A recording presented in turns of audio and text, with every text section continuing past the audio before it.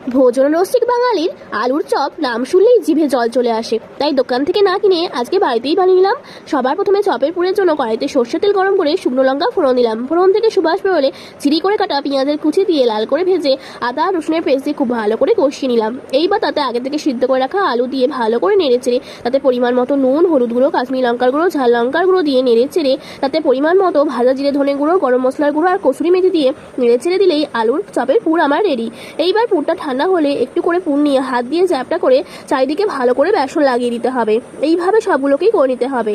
এইবার একটি বলে বেসন নিয়ে তাতে পরিমাণ মতো নুন, হলুদ গুঁড়ো, খাবার সোডা আর জল দিয়ে ভালো করে ফেটিয়ে নিতে হবে।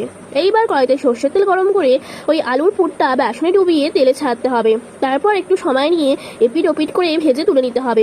সব চপগুলো ভাজা হয়ে গেলে আরেকবার তেলে ছেড়ে দিয়ে ভেজে দিতে হবে। এতে চপটা অনেকক্ষণ মুচমুচে থাকবে। ব্যাস রেডি আমার আলুর চপ। কি জিভে জল এলো তো।